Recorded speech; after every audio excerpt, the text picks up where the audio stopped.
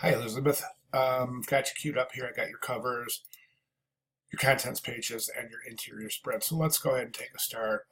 So in this iteration, you've got this really unusual um, size going on here. It looks like a square 8 by 8, and that's really odd.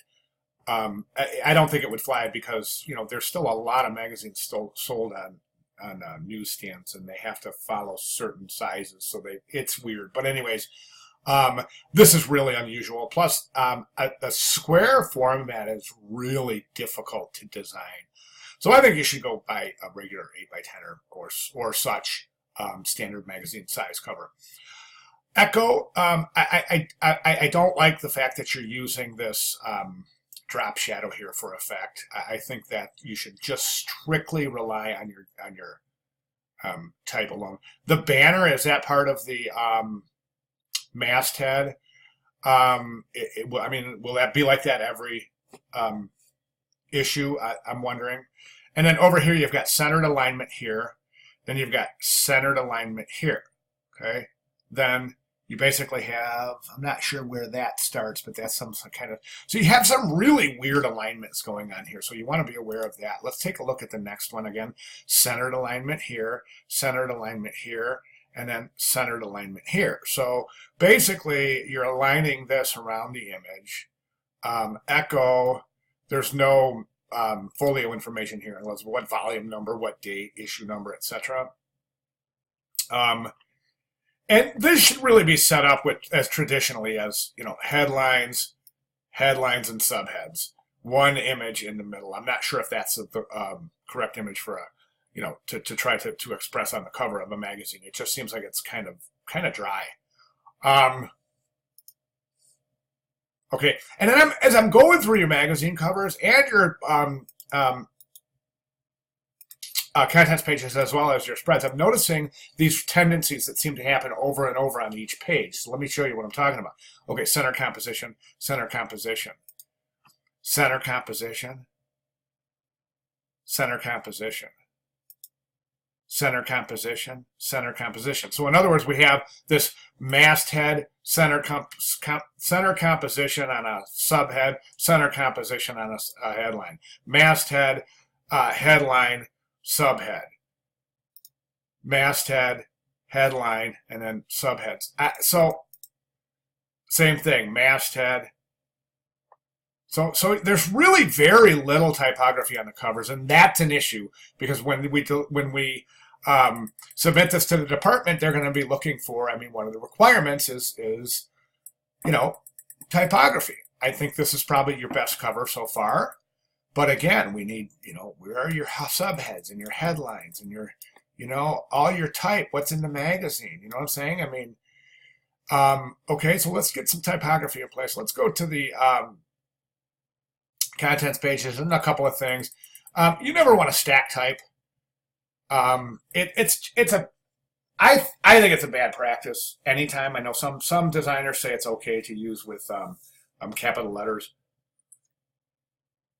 Others say don't do it at all. Others say it's fine. I think it's a really bad practice, so I would stay away from it completely. My suggestion as an alternative is to typeset your type traditionally on a horizontal plane, and then just tilt that whole thing so it's just tilt that whole thing instead of on top of each other, stacked like that. Pretty good hierarchy, good typography here. But again, it looks like you really look like you're trying to design around the image. So in other words, once you pick an image, you're kind of stuck, it seems like. Okay. 1, 2, 3 column grid. That's pretty good. You've broken the grid right here. That was sad, wasn't it? Boy, that was sad. Anyway, so yeah, again, we need some alignment and just a little bit more. This is definitely your best contents page as well. So you're really close to the margins here. You got to pull that in. Why not align those margins with those margins? Why not align this with the E? See what I'm saying? So we need a little bit more typographic alignment. Okay, these are pretty good, but don't forget the alignment. The assignment says a 2-page typographic spread, so you have to have type on both pages. Okay, And then, okay, so this is your first layout. This one's pretty good, but look at your center line. Your center line is right here. Look how close this type is to the center line here and how far it is here. These are uneven. So you want to definitely even that out. Your rags are kind of, your rags should go like this. Zigzag, zag, in, out, in, out, in, out. You should never have like these like out, out, in, out. These aren't too bad, but the distance is too far apart. In other words, you shouldn't have these drastic differences between the end of this line and the end of this line. You see what I'm saying? How short that is and how long that is. You want to tighten those up a little bit. Otherwise, I think this is a good spread.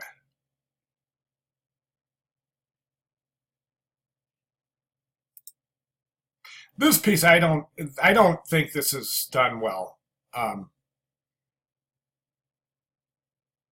the reason I'm saying that is because I don't think it's done well, because here's your center line, and then look how your type is creeping right up to that center line, and then there's no grid at all, and you can really tell that by looking. I mean, it's really super hard to get comfortable in this page, and that's because of these big changes here in type. You know, what these staircases that are going on.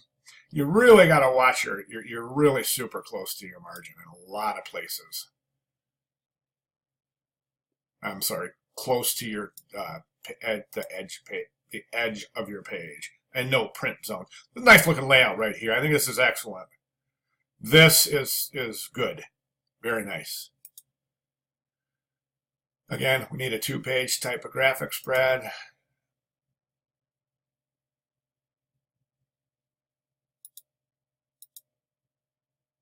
So you have this tendency to want to put an image on one side and type on the other. Image on one side, type on the other. I guess what I'm saying is I'd really like to see you start experimenting more in your layouts. But these are good. I mean, you're doing good stuff. Typography looks good. I mean, this is interesting. I think it's a good line count for the audience. I mean, I think basically you're doing good stuff. Good stuff. Okay, so let's take this to the final, take these comments, and I know that we approached this kind of in an unusual way in that some of your submissions came in staggered away, so we didn't really get a chance to look at them one after the other so hopefully you can take the comments and piece together a really strong final. So I'm really looking forward to it, Elizabeth. Thanks so much. Good job.